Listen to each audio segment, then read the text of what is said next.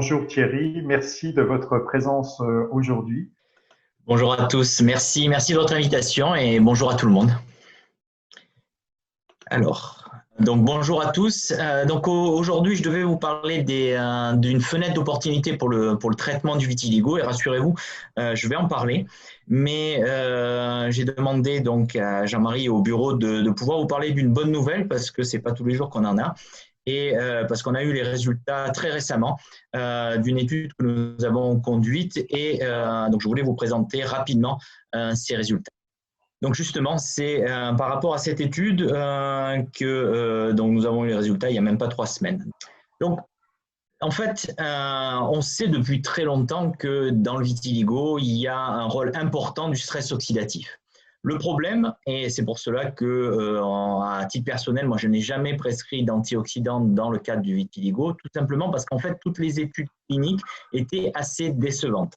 Et pourquoi en fait il y a cette différence entre un rôle qui est bien démontré au niveau physiopathologique et peu ou pas d'effet des antioxydants? C'est que si on réfléchit bien, tous les antioxydants n'ont pas la même efficacité et surtout, en fait, lorsqu'on les prend par voie orale, ils sont rapidement dégradés lors du passage digestif. Et parmi tous les antioxydants, certainement l'antioxydant qui est le plus puissant ou parmi le plus puissant, c'est la superoxydismutase, qui est directement une enzyme antioxydante et c'est une enzyme clé du processus antioxydatif. Et cette superoxydismutase, il y a quelques années, il y a eu un procédé pour la protéger de sa dégradation digestive en y associant de la gliadine. Et ce qui était intéressant, et c'est pour ça que j'étais allé voir le laboratoire qui les développe, c'est qu'il y avait des données robustes chez l'animal, mais également chez l'homme, tout simplement avec une étude randomisée, par exemple, versus placebo, donc ce qui se fait de mieux, montrant une diminution de l'inflammation dans les artères. Pas de lien avec le vitiligo, mais je me suis dit que s'il y avait un antioxydant qui pouvait être utile dans le vitiligo, c'était probablement celui-ci. Et donc, l'idée, c'était de voir si cette superoxydismutase protégée par la gliadine était intéressante dans le vitiligo.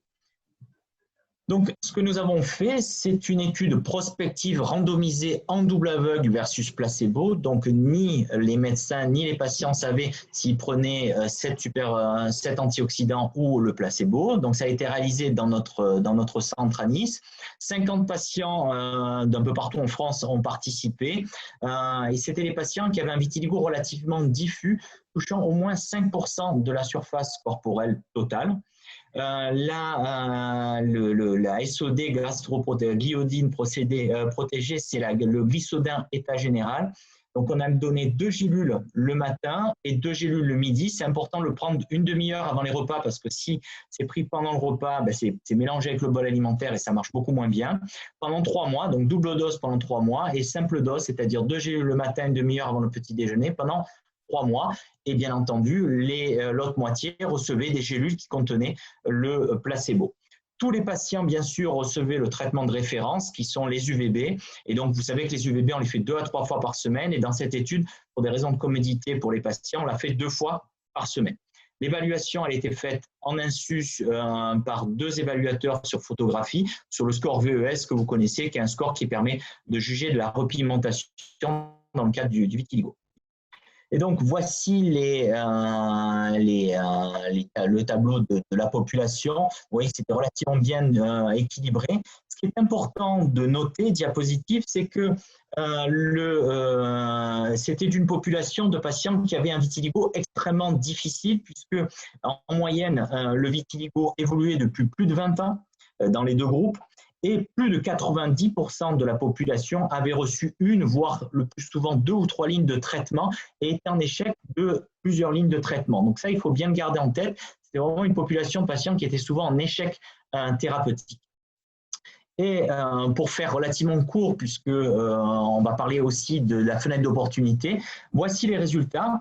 Vous voyez qu'on passe, si on regarde au bout de 6 mois de traitement, on passe en repigmentation totale, hein, on n'est pas sur le visage, on est en repigmentation sur l'ensemble du corps, y compris sur des zones difficiles. On passe en gros de 8,9% à près de 20% de repigmentation entre le placebo et l'antioxydant, bien entendu, encore une fois, associé à la photothérapie. Et lorsqu'on regarde le VES 50 ou le VES 30, donc le VES 30, c'est en fait la proportion de patients qui, à 6 mois, obtient une repigmentation d'au moins 30% sur l'ensemble du corps. Et le VES 50, c'est la proportion de patients qui vont obtenir une repigmentation de plus de 50% à 6 mois. Et vous savez que dans le vitiligo, c'est souvent très long. Il faut entre 6 mois et 2 ans de traitement. Vous voyez qu'on passe de 3-4% de personnes avec la photothérapie seule à plus de 15% lorsqu'on l'y associe aux antioxydants. Et juste pour comparaison, avec le ruxolitinib, Julien vous a montré les résultats sur le visage, et bien entendu sur le visage c'est toujours plus facile. Lorsqu'on regarde la repigmentation à 6 mois avec la dose maximum du ruxolitinib, qui était en monothérapie, c'est 12%. Donc vous voyez qu'on est au-dessus. Cependant, encore une fois, là c'est associé à une photothérapie, mais clairement il y a une augmentation significative lorsqu'on associe cet antioxydant à la photothérapie. Bien entendu, on le savait à l'avance, mais c'était important quand même de le voir dans une étude. Il n'y a eu aucun effet secondaire imputable au traitement et la tolérance a été excellente. Je vous rappelle que c'est considéré comme un complément alimentaire et disponible directement sans ordonnance. Donc, c'est quelque chose qui est plutôt intéressant d'avoir aucun effet secondaire, ce n'est pas tous les jours. Donc, en conclusion, j'ai essayé de rapidement vous présenter ces résultats, mais je pense que c'est quand même assez intéressant et j'avoue que j'ai été très agréablement surpris. Donc, on a pu montrer que cette SOD protégée par la gliodine augmentait le pourcentage de repigmentation à 6 mois sous photothérapie UVB. On passe de 9 à 20% par rapport à lorsqu'on ajoute la SOD. Et encore une fois, il est important de garder en tête que c'était une population de patients que l'on suit dans le service. Vous savez qu'on est un centre expert, donc on a souvent des patients qui sont en échec de beaucoup d'autres lignes. Et c'était le cas ici avec des vitiligos très anciens, résistants à plusieurs lignes de traitement et pour lesquels on a quand même obtenu une repigmentation qui était quand même assez intéressante et avec une tolérance excellente. Donc clairement, ce n'est pas avec cette SOD seule que l'on va repimenter le vitiligo, mais ce que cette étude montre, c'est qu'avec une excellente tolérance, c'est un complément très intéressant à la photothérapie dans le vitiligo. Et donc, c'est plutôt une très bonne nouvelle pour tous les patients parce que ça, c'est disponible dès maintenant. Et je voulais partager cette nouvelle avec vous. Donc, j'en reviens à ce que je voulais vous présenter aujourd'hui, c'est est-ce qu'il y a une fenêtre d'opportunité pour le traitement du vitiligo? Donc, un point qui est important et que vous avez dû certainement remarquer, c'est que lorsqu'on a fait une plaque de vitiligo à un endroit, même lorsqu'on a obtenu une repigmentation, ça a tendance à revenir toujours au même endroit. C'est un peu la même chose pour ceux qui connaissent dans le psoriasis, où on a des plaques qui ont tendance à revenir à peu près toujours au même endroit. Et on commence à bien mieux comprendre pourquoi, en fait, on a toujours les plaques qui reviennent assez fréquemment au même endroit. En fait, dans le vitiligo, vous le savez, c'est une maladie en grande partie auto-immune, donc il va y avoir une destruction des mélanocytes par un infiltrat de cellules immunitaires. Lorsque tous les mélanocytes sont détruits, lorsque la plaque est complètement blanche, en fait, l'infiltrat inflammatoire, l'infiltrat immunitaire s'en va. Cependant, ce qui reste, c'est des lymphocytes T mémoire résidents, et Julien a notamment travaillé sur cet aspect. Et en fait, on a ces lymphocytes T mémoire qui restent sous la peau et qui vont faire en sorte que elles vont participer au fait que c'est plus difficile de repimenter, mais également qu'on va avoir tendance à avoir une récidive sur cet endroit. Donc, c'est quelque chose qui est assez important et il y a beaucoup de travaux actuellement, mais plus sur le plan fondamental. Il faut garder en tête qu'il est toujours possible de repimenter des lésions de vitiligo. On voit clairement, et je vois chaque semaine des patients qui ont un vitiligo depuis 10, 12, 20 ans, 40 ans, et on peut arriver à repimenter des lésions de vitiligo très anciennes. Cependant, il semble que si on traite très tôt, on ne sait pas exactement quel est ce délai, mais certainement c'est juste quelques mois. Après l'apparition des plaques, la repigmentation est plus rapide et le taux de succès est plus important et on arrive même à avoir des repigmentations des fois complètes sur des zones qui sont extrêmement difficiles comme les extrémités des mains et des pieds. Et ça, c'est quelque chose que j'ai observé et lorsque j'en discute avec d'autres collègues qui voient beaucoup de personnes qui dans le vitiligo, ils ont à peu près la même constatation que moi, qu'il y a probablement une fenêtre d'opportunité où si on traite très très tôt lorsque les plaques viennent apparaître, probablement qu'on a un taux de succès beaucoup plus important et peut-être même qu'on va diminuer le risque de récidive. C'est un peu le rationnel et pourquoi on veut faire cette étude. Et donc, les hypothèses que l'on a suite à ces constatations, c'est que si on traite très précocement et de façon assez importante avec le traitement, on va dire, le plus actif que l'on a aujourd'hui, ce qu'on espère, c'est qu'on va empêcher ou en tout cas limiter la survenue de ces fameux lymphocytes T mémoire résidents. Et donc, ça va, on l'espère, diminuer la destruction lorsqu'il y a des nouveaux mélanocytes qui arrivent et prévenir ou réduire les récidives. On a également une autre hypothèse, c'est que, en tout cas, c'est ce que je pense, c'est que, en tout cas, dans les premiers temps, tous les mélanocytes ne sont pas détruits, notamment ce qu'on appelle les pré-mélanocytes, qui sont le stade intermédiaire entre la cellule souche, qui est complètement indifférenciée, et le mélanocyte, qui est la cellule qui fabrique la mélanine. Mais il y a un stade qui s'appelle les pré-mélanocytes. Et ce que je pense, c'est que dans les premiers mois, il persiste encore ces pré-mélanocytes et c'est probablement aussi pour ça que l'on peut repimenter plus facilement et notamment dans des zones où c'est très très difficile de différencier ces cellules souches mélanocytaires. Je n'ai pas le temps aujourd'hui d'en discuter, mais on a des travaux pour essayer de stimuler ces cellules souches mélanocytaires et donc j'espère que d'ici 1 à 3 ans, on pourra justement avoir ces crèmes pour différencier les cellules souches mélanocytaires, repimenter les zones telles que les mains, les pieds, etc. Mais si on arrive à traiter très très tôt, il est possible que l'on arrive à faire proliférer ces pré-mélanocytes et donc induire la repigmentation sur les zones très difficiles. Donc, l'étude que l'on s'apprête à soumettre aux autorités de santé, c'est une étude qu'on appelle Early Repigmentation Approach for Stopping the Evolution of Vitiligo. Donc, c'est ERISE Vitiligo. J'aime bien assez le nom puisque ça veut dire effacer le vitiligo. Et ce qu'on se propose de faire, c'est de comparer 3 groupes de patients. Le premier groupe de patients, ce sont des patients avec un vitiligo ancien, en tout cas de plus de 2 ans, avec des plaques également de plus de 2 ans, des plaques relativement anciennes. Le deuxième groupe serait un groupe avec des patients qui ont un vitiligo de plus de 2 ans, mais qui développent de nouvelles lésions depuis moins de 6 mois. Et le troisième groupe, qui va être, on va dire, le plus difficile à recruter, parce que souvent, malheureusement, vous le savez, il y a une errance diagnostique, et puis les personnes vont souvent voir des médecins qui leur disent « mais on ne peut rien faire, c'est psychologique, etc. » Et ça, on sait aujourd'hui, et vous le savez bien que c'est totalement faux. Il faut absolument essayer d'avoir ces personnes qui ont un vitiligo qui évolue depuis moins de 6 mois pour voir s'il y a aussi cette fenêtre d'opportunité lorsqu'on prend en charge très précocement les plaques.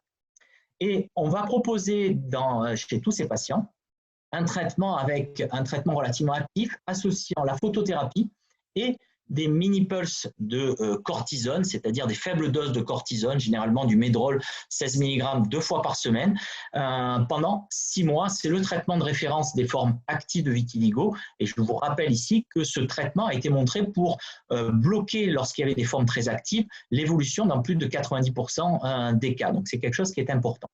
Et là-dessus, ce qu'on se propose de faire, c'est de faire à la fois des biopsies cutanées et des prélèvements sanguins pour justement regarder dans la peau et dans le sang si on a dès le départ ces lymphocytes T mémoire et si on va essayer de prévenir leur apparition. Et puis, on aura également une biopsie supplémentaire avant le début du traitement pour regarder si il y a encore ces pré-mélanocytes lorsque l'on traite ces patients dans un stade très très précoce. Et puis bien entendu, on va comparer, parce que le plus important c'est la repigmentation pour tout le monde, hein, et donc on va essayer de regarder si on obtient une meilleure repigmentation lorsqu'on traite très précocement à la fois des patients qui viennent juste de développer le vitiligo, mais aussi des patients qui ont un vitiligo depuis longtemps, mais qui viennent juste de développer des plaques pour voir si ces nouvelles plaques répondent plus rapidement et de façon plus importante lorsqu'on les prend en charge activement dès le départ.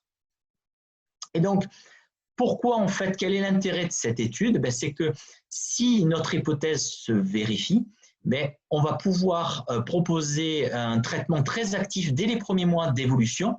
Et cette approche très active, dès la survenue des plaques, si notre hypothèse se confirme, ça pourrait permettre de repigmenter complètement ou quasi complètement les plaques, quelle que soit la localisation, et notamment des plaques très difficiles sur les mains. Et moi, je l'ai déjà vu à plusieurs reprises chez des patients pour lesquels j'ai eu l'opportunité de les traiter très rapidement. et aussi, on l'espère, de prévenir et de diminuer les récidives si on arrive justement à empêcher la survenue ou de limiter la survenue de ces lymphocytes T mémoire résidant au niveau de la peau. Je vous le disais, on dépose normalement d'ici une semaine ou deux aux autorités de santé. On espère donc pouvoir débuter le traitement, cette étude, dès le premier trimestre 2021. Et vous voyez qu'en fait, il n'y a aucun nouveau traitement. C'est vraiment une étude pour essayer d'améliorer la prise en charge des personnes. Et donc, on n'est bien sûr pas sponsorisé du tout par l'industrie, mais je pense que c'est vraiment important. On a déjà reçu un soutien de l'Association française du vitiligo et je tenais encore à vous remercier tous pour ce soutien. Mais bien entendu, une étude, c'est quelque chose qui coûte relativement cher. Donc, on va en fait puiser dans tout l'argent que l'on a sur notre association pour la recherche et le traitement du vitiligo, parce que je pense que c'est vraiment important. Et si notre hypothèse est juste, ça changera complètement la prise en charge du vitiligo, puisque ça voudra dire qu'il faudra prendre en charge très très rapidement, quelle que soit l'activité du vitiligo. Et vous avez la possibilité, si vous le souhaitez, de soutenir cette étude. Soit vous pouvez aller directement sur notre site qui s'appelle cure-vitiligo.com et vous allez directement dans la rubrique « Faites un don ». Je vous rappelle ici que dans ce site, qui est en complément en fait, du site de l'Association française du vitiligo, c'est un site peut-être plus scientifique où il y a à la fois des informations très pratiques pour les patients, mais on met également les études à venir et on met également des données, des documentations, que ce soit des études ou des vidéos, directement accessibles sur ce site. Et puis, vous pouvez aller directement sur le fonds Aveni, qui est le fonds de notre CHU, qui est un fonds qui est totalement déductible des impôts, puisqu'il est reconnu comme d'intérêt public. Vous pouvez choisir le montant. Et en fait, il faut, pour bien que votre argent aille pour le vitiligo, il faut choisir la thématique innovation médicale, puis Centre international de recherche et de traitement du vitiligo. Ça, c'est très important parce que sinon, ça va être dilué dans toute la recherche pour le CHU. Si vous voulez vraiment que votre argent aille pour cette étude et pour le vitiligo, il faut cocher Centre international de recherche et de traitement du vitiligo. Donc, j'ai beaucoup d'espoir que cette étude puisse changer un peu la façon dont on va traiter nos patients qui ont un vitiligo. Et puis, sans attendre cette étude, vous voyez, on a eu quand même des résultats assez intéressants. Il y a le ruxolitinib, Julien vous en parlait. Et puis, dès maintenant, cette SOD, gliodine protégée, qui peut augmenter l'efficacité de la photothérapie. Donc, merci de votre aide, de votre soutien et merci de votre écoute. Merci beaucoup Thierry Passeron, professeur, de votre à la fois investissement et de votre enthousiasme dans ces résultats tout à fait prometteurs. Je vais passer la parole à Nicole Maquignon pour savoir si, voilà, Nicole, les questions qui peuvent être, qui sont remontées. Oui, elles sont nombreuses. Est-ce que cet antioxydant peut-il être administré à des enfants ? Alors oui, il va y avoir une forme qui va être, parce qu'actuellement il y a dans le glycodin état général, il y a un peu de zinc et de choses qui ne servent pas grand chose pour le vitiligo. Donc actuellement il n'y a pas de souci à partir de l'âge de 10 ans et il va y avoir une forme avec que la SOD pour les enfants de moins de 10 ans. Et il est possible également d'enlever pour les plus jeunes enfants, d'enlever la capsule et de le mélanger avec une cuillère de yaourt ou de compote. Pas plus, parce que je vous ai dit, il faut être à distance du repas. Et dans ce cas-là, ils n'ont même pas besoin de prendre la capsule. Mais pour l'instant, en tout cas, jusqu'à ce qu'il y ait cette forme purement pour le vitiligo, une seule capsule au-dessous de 10 ans. Et pour les adultes, c'est 4, donc 2 le matin, 2 le soir, et après 10 ans également, 2 le matin, 2 le midi, pardon, et pendant 3 mois, et 2 le matin ensuite pendant 3 mois. Et on fait des cycles de 6 mois, puisque la photothérapie, vous savez que si ça fonctionne bien, on le continue pendant 12 mois ou plus. Merci. Une autre question. Ce traitement antioxydant peut-il avoir un effet global également sur d'autres pathologies auto-immunes, par exemple la thyroïde Hashimoto? Alors, ça n'a pas été démontré. J'ai commencé à le donner chez quelques patients chez qui j'étais en échec thérapeutique, en complément bien sûr des autres traitements.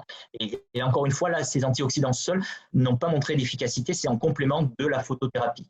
mais je l'ai prescrit en complément également dans la pelade, qui est assez proche du vitiligo sur le plan c'est les personnes, vous savez, qui perdent des cheveux. Et donc, je l'ai prescrit, mais je n'ai pas encore de données. Et les seules données qu'il y avait eu, c'était dans la prévention de l'inflammation au niveau des artères. Donc, c'est plutôt bénéfique de ce côté-là, mais sur les autres maladies auto-immunes, on n'a pas encore de données à ce jour. Merci. Une autre très précise. Peut-on imaginer d'associer le traitement oral par Glisodin, état général, et le traitement topique local par tacrolimus? Clairement. Et ça, c'est une excellente question et c'est quelque chose qui est très important. On est obligé, lorsqu'on fait une étude, d'étudier un paramètre par un autre. Mais ce qui est très clair, c'est que dans le vitiligo, c'est suffisamment difficile pour qu'on associe le maximum de choses. Et surtout quand on a des traitements qui sont complémentaires. Et donc aujourd'hui, j'allais dire, en dehors des formes actives où il faut prendre en plus des mini-pulses de cortisone, le traitement de référence, c'est la photothérapie, c'est-à-dire les expositions solaires en été et en hiver, faire de la photothérapie UVB 2 à 3 fois par semaine, faire le tacrolimus à 0,1%, y compris chez l'enfant, comme vous l'a dit Julien, 2 fois par jour. Sur les plaques du corps, on peut faire le tacrolimus, mais comme vous le savez, ce n'est pas facile, ce n'est pas agréable à mettre et puis ce n'est pas remboursé. Donc sur les plaques du corps, on peut tout à fait faire un dermocorticoïde et là, c'est qu'une fois par jour, 5 jours sur 7. Et on y associe, maintenant, j'y associe systématiquement le Glisodin pour avoir le maximum de chances possibles d'avoir une repigmentation.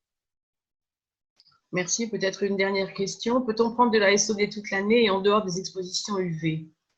Alors oui, il n'y a pas de souci, hein, encore une fois, l'avantage c'est qu'il n'y a pas d'effet secondaire à ce type de traitement, sauf les personnes qui sont allergiques à la gliadine, ça c'est important de le souligner. L'intolérance au gluten, il ne faut pas le prendre, mais par contre, on peut le prendre toute l'année. À ce jour, comme vous l'avez vu, l'étude a été faite avec la photothérapie, donc l'intérêt, il est démontré, mais il est démontré avec la photothérapie. Certains patients m'ont dit qu'ils avaient beaucoup moins de récidives depuis qu'ils prenaient de leur vitiligo, depuis qu'ils prenaient le Glisodin anti-âge, mais c'est uniquement il n'y a pas d'études là-dessus, donc je vous le dis parce que c'est intéressant et je pense qu'il faut écouter ce que nous disent les personnes qui prennent les traitements, mais ce n'est pas une preuve. Donc aujourd'hui, en monothérapie, il n'y a pas de démonstration, il n'y a pas de risque, mais il n'y a pas de démonstration d'efficacité. Je voudrais, Nicole, reposer une question peut-être que Julien Sénéchal et le docteur Yvon Gauthier pourraient peut-être activer leur caméra s'ils en ont la possibilité. La question revient à plusieurs reprises concernant la photothérapie à domicile. Quels sont les matériels qui peuvent être préconisés, comment ça peut se passer? Est-ce que vous pouvez apporter une réponse, Julien? Oui, alors il y a un certain nombre de dispositifs. Nous, on propose différents dispositifs que les patients peuvent acheter. Par exemple, alors il y a la Dermalite 80, en fait, c'est des UVB à spectre étroit.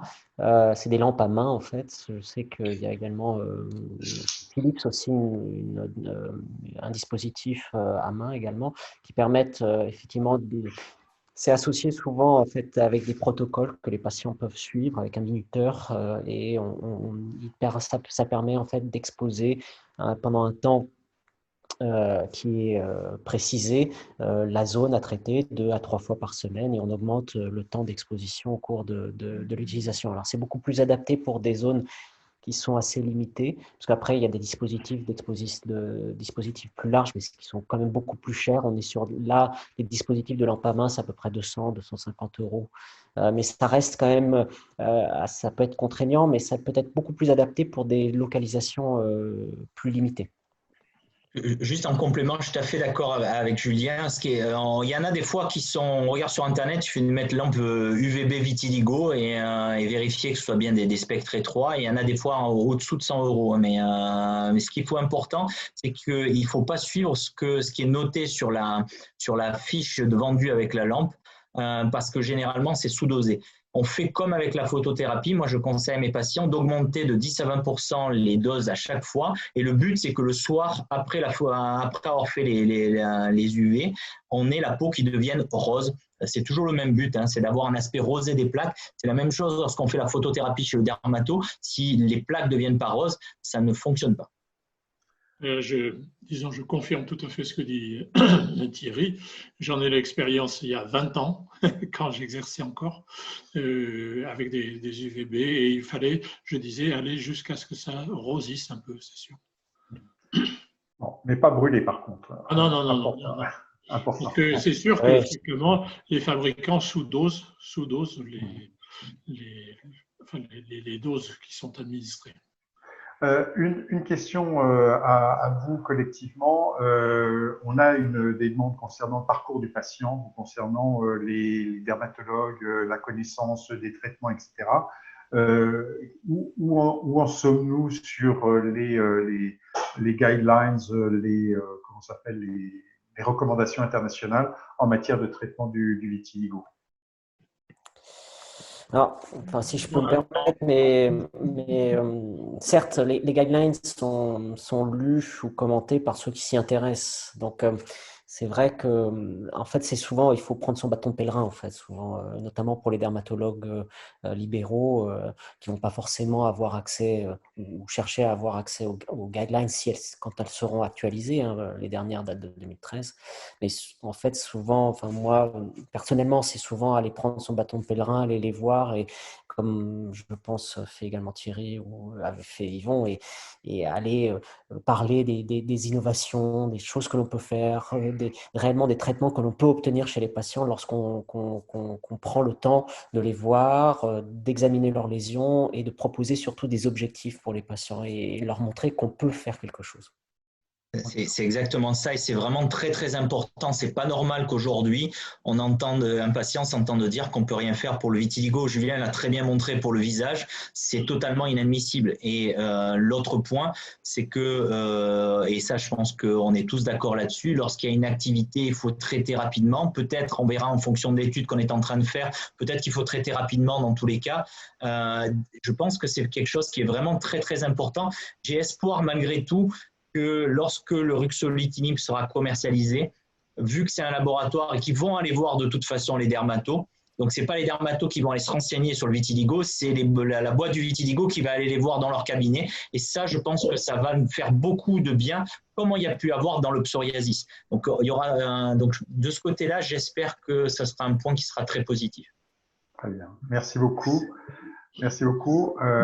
Il y a des questions qui sont posées dans les questions que vous posez qui ont des réponses déjà dans d'autres vidéos qui sont en ligne sur la chaîne YouTube. Donc, il faut absolument que vous puissiez vous y référer. Et puis, on va regarder et reprendre la totalité des questions que vous avez, retravailler avec nos scientifiques qui sont partis présents ici. Et je tiens à vous remercier, Yvon, Julien, Thierry, de votre participation et surtout des soutiens mutuels que l'on peut s'apporter parce que vous êtes l'espoir des malades et je pense qu'il est extrêmement important qu'on vous soutienne au travers de fonds aussi qui peuvent ou qui doivent vous être donnés pour pouvoir poursuivre vos actions.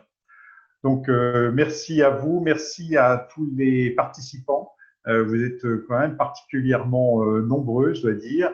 Et puis, à très bientôt, parce que je pense qu'on va, et c'est peut-être l'un des avantages de ce Covid, il n'y a pas que des désavantages, il y a un avantage, c'est qu'on peut être extrêmement directement avec vous sans avoir à se déplacer pour des thématiques précis, et je pense qu'on recommencera cela. N'hésitez pas à laisser des commentaires sur Facebook, des commentaires sur notre adresse internet, mail internet qui est courrier@vitiligo.com et puis de nous rejoindre au sein de l'association française du vitiligo. À très bientôt. Merci. Au revoir. Bon week-end à tous. Au revoir. Au revoir. Merci.